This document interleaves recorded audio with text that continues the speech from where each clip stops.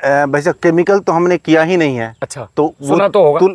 हाँ सुना हूँ, लेकिन जो बंधु केमिकल कर रहे हैं, एक आध बंधु से बात हुई, मेरी तुलना में उनका उत्पादन ज्यादा है, लेकिन गुणवत्ता मेरी तुलना में नहीं है। अच्छा, क्वालिटी नहीं बना पा रहे। मेरे एक परवल का वजन 100 ग्राम का हुआ। अच्छा,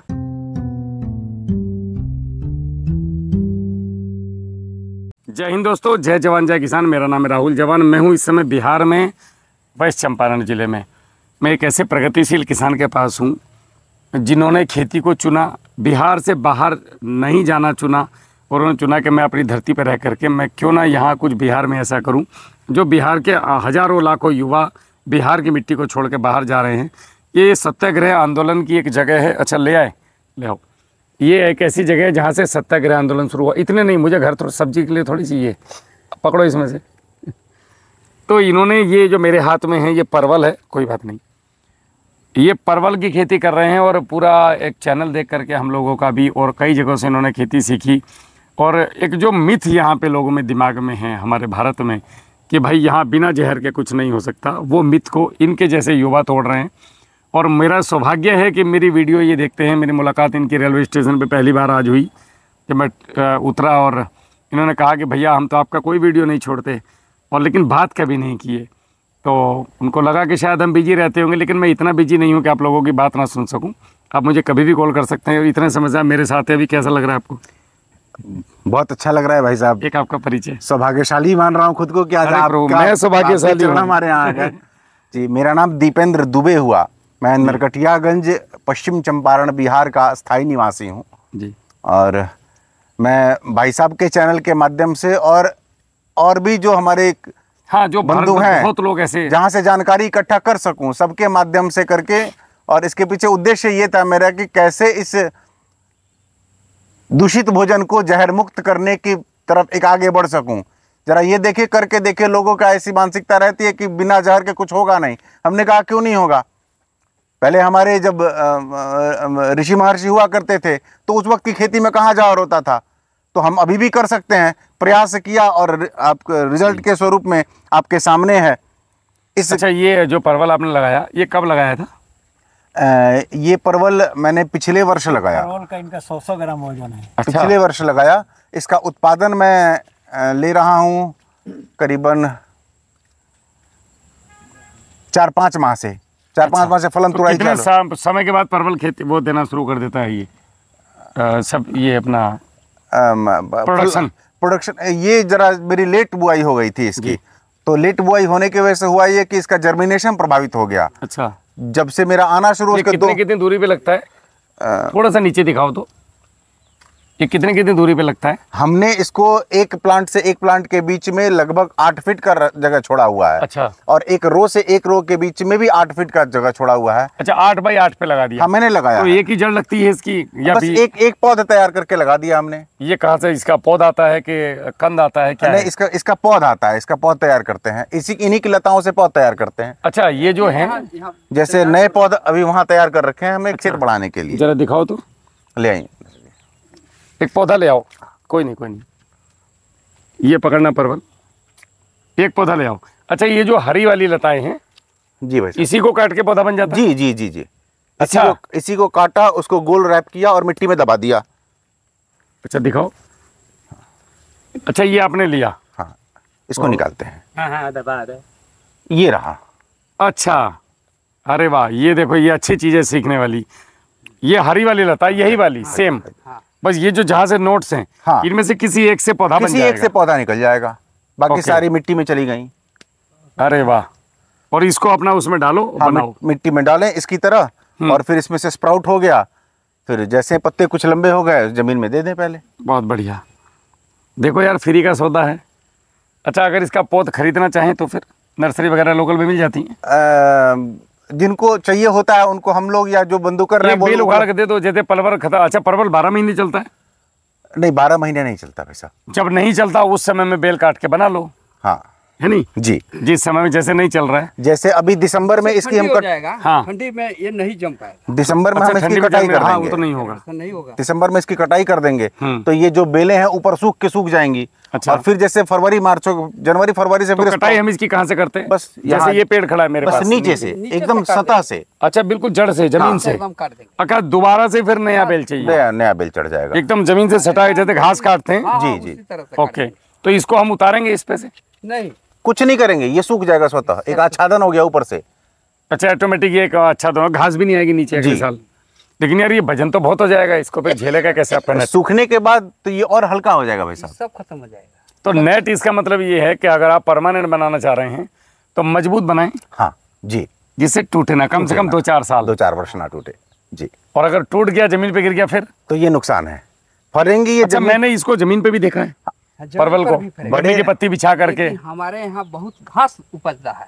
अच्छा नहीं, किसान ने क्या किया है, आसपास से गन्ने की पत्तियां लाया और इतनी इतनी गन्ने की पत्ती जमीन पर डाल दी, और 1.5 1 फीट ऊपर फैला दिया। परवल लगा दिया और भाई फ्री। अब वो सारा गन्ने की पत्ती के ऊपर आ रहा है, एक भी घास नहीं जम रहा है उधर। ये भी एक ट्रिक हो सकता जी। है। तो उत्पादन में फर्क आएगा तो कुछ? सर उत्पादन और क्वालिटी में फर्क आएगा। अच्छा जिन फसलों को हम मचान पे लगाएंगे जी। उनकी गुणवत्ता, उनका आप साइज, इधर आ जाओ, ये तो जी उनकी गुणवत्ता, उनका साइज, उनका शेप, उनका कलर जो जमीन पे रहेगा उसकी तुलना में अलग होगा। अच्छा, और इसके बाजार भाव जमीन अच्छे वाले में मिलते हैं। स्पॉट आता है कभी हाँ, कभी ना, वो पीलापन आ जाएगा और इसमें नहीं आएगा। इसमें नहीं आएगा, इसमें कीड़े भी नहीं आएंगे। और वो आड़ा तिरछा भी होता है जी।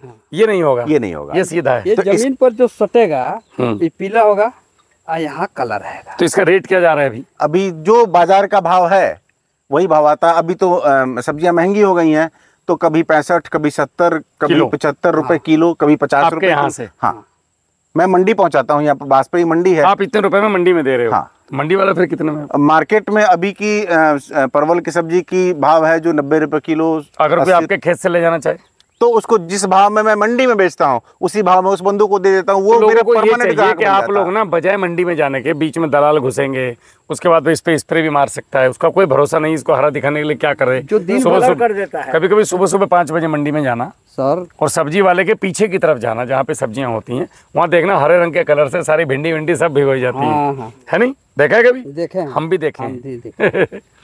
तो ये जो है ये नेचुरल है, कोई जहर डाला नहीं है। नहीं। अच्छा उत्पादन क्या केमिकल के बराबर है या कम है, क्या है? भाई साहब केमिकल तो हमने किया ही नहीं है। अच्छा तो वो सुना तो होगा। हाँ सुना हूँ, लेकिन जो बंधु केमिकल कर रहे हैं, एक आध बंधु से बात हुई, मेरी तुलना में उनका उत्पादन ज्यादा है, लेकिन गुणवत्ता मेरी तुलना में नहीं है। अच्छा क्वालिटी नहीं बना पा नहीं, रहे? मेरे एक परवल ना का कोई बात वजन 100 ग्राम का हुआ। अच्छा अभी कुछ दिन पहले कृषि वैज्ञानिक बंधु और से मुलाकात हुई हमारी। मैंने जैसे उनको अपने परवल का साइज दिखाया तो वो लोग भी आश्चर्यचकित हो गए कि 100 ग्राम का परवल कैसे हो सकता है। तो फिर मैंने बताया मैं क्या प्रैक्टिस करता हूँ, क्या डालता हूँ। मूल रूप से जो घर पे बनाता हूँ, घर के किचन का कंपोस्ट, गाय की गोबर, छाछ मट्टा, आपके बताए जैव रसायन, बायो एंजाइम्स, उन्हीं का प्रयोग करता हूँ। तो कभी किसी चीज़ की आवश्यकता अच्छा पड़ती एक और नहीं चीज़ है, इसमें प्रोडक्शन आपका हर साल बढ़ेगा, घटेगा नहीं। ये इसकी खास बात है। अगर आप प्राकृतिक खेती की तरफ आते हैं, अब देखो जैसे यहाँ पे हम ऊपर देखें इस पे, तो यहाँ पे तोरी लगा हुआ है, मतलब ये साला एक फीलिंग है नेचुरल वाली, ये कभी कहीं नहीं मिल सकती आपको। सर परसाल हम फार्म पर किए थे खेती जी परवल का, इस सरकारी फार्म। अच्छा आगे आ जाओ, आपको माइक देना पड़ेगा। फार्म पर जो खेती किए हैं तो वो खाद पानी दे करके ही हम उसको बुआई किए हैं। खाद लेकिन मतलब सर हाँ, आप तो इसको भी दे रहे हैं, हाँ लेकिन रासायनिक दे रहे हैं, ना वो एक रासायनिक खाद दे करके उसको बनाए आप, हाँ तैयार किए तैयार किए, जी। लेकिन उसमें डाई यूरिया पोटास सब डाले हैं। अच्छा इस बगीचे को आप ही देख रहे हैं? हाँ नहीं, इसके पहले पूर्व में ये कृषि विज्ञान केंद्र के में काम करते थे। अच्छा। वहाँ इन्होंने पौधा तैयार किया, वहाँ उत्पादन लिया। अच्छा परवल का परवल का, लेकिन जब मजा कहाँ आ रहा है ये बताओ? हाँ? मजा कहाँ पे आ रहा है? मजा यहाँ है। उधर जहर डालते थे, हाँ, खुद को भी खुशबू आती थी, हाँ, हाँ। रात को ऐसा लगता था हम्म, यार मर तो नहीं जाएंगे, साला कैंसर तो नहीं हो जाएगा रे भाई, होता है ना, हाँ, जी। आवाज आती है अंदर से, जी, जी। और मिर्ची भी लगता है, जी। खुजली भी आती है, और इसमें सर, कोई जहर नहीं है। इसका पौधा का जड़ से लेकर के वहाँ तक ले कभी हरा पत्ता है, अच्छा और उसका पौधा एकदम मचान के सटे हुए एकदम नीचा का पत्ता सब झड़ गया अच्छा उसका। रासायनिक वाले का? हाँ। देखो भाई साहब जरा नीचे एक बार, हाँ रासायनिक वाला में आ रहा है, देखो इस पे ना जी। हाँ ये आ रहा है, ये नीचे भी लटके हुए हैं, अच्छा, ये तोड़ने के लिए बहुत आसानी होता होगा ना? हाँ जी, मचान के नीचे से आराम से नीचे तोड़ जाओ लेते आराम से मजे से। हाँ हाँ, बैठ के तोड़ लें। तोड़ते रहो। आपका तो हाइट भी तो बहुत शानदार रखा है इन्होंने, नाप तोल के। अपने साइज के लिए हम बनाए थे इसको। अच्छा, ये पूरा हरा है? हाँ जी। और आपका कहना है कि जो रासायनिक वाले कर रहे हैं उसमें हरा नहीं है, ना पीला है। प्रकृति को समझ के चले ना तो सब कुछ ठीक है। जी इस तोरे पे कुछ नहीं डाला, देखो इस पे जी कुछ फिर भी नहीं। बढ़िया हो रही है। इस पे दूध का स्प्रे कर दो, फलों की संख्या बढ़ जाएगी, टेस्ट बदल जाएगा। इसके ऊपर भी कर दो दूध का स्प्रे तो बहुत बढ़िया रिजल्ट देगा। तो कुल मिला के ये तरफ अच्छा है जी आना चाहिए लोगों को इस जी तरफ। जी जी। बहुत बढ़िया। तो इसी तरह लगे रहो, हम लोग साथ में खड़े हैं महाराज। जैसे भी टूटे फूटे हम अज्ञानी लोग हैं, झोला छाप कुल मिला के तुम्हारे साथ लगे हुए हैं, हाथ से हाथ पकड़ के, कंधे से कंधा पकड़ के। यादव जी ने बुलाया, यादव जी की शक्ल भी दिखा दो भाई एक बार। यादव जी ने हमें बुलाया तो हम सब चले आए, दौड़े दौड़े। कहावत ना, तुमने बुलाया और हम चले आए, जान हथेली पे ले आए रे। तो सब कुछ छोड़ छाड़ के तामझाम हम बोले चलो भाई बिहार में चलते हैं, लोगों को जरूरत है। जी तो और इसी प्रकार आते रहेंगे और आप लोग भी वहाँ आइए, सीखिए और लोगों को बताइए। कोई सुने न सुने उससे फर्क नहीं पड़ता, हमें सुनाना नहीं है, हमें करके दिखाना है। जी। और आप लोगों से भी अनुरोध है, आप लोग जब बाजार में जाके शाइनिंग वाली चीज़ें ढूंढते हो ना, तो हम हैं किसान, मेरी जिम्मेदारी है आपका पेट भरना। अब आपकी जिम्मेदारी है कैसे भरना। आप कहोगे केमिकल दो तो मैं केमिकल दूंगा, आप कहोगे जैविक दो तो मैं जैविक दूंगा। आप बाजार में जाइए और कहिए कि मुझे जैविक परवल चाहिए।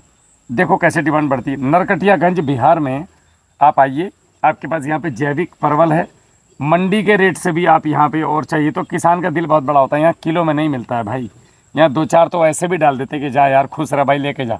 ठीक है, किसान से डायरेक्ट लेना सीखिए आप। तो बहुत बढ़िया लगा और बहुत बहुत धन्यवाद आपका भाई साहब। जय हिंद।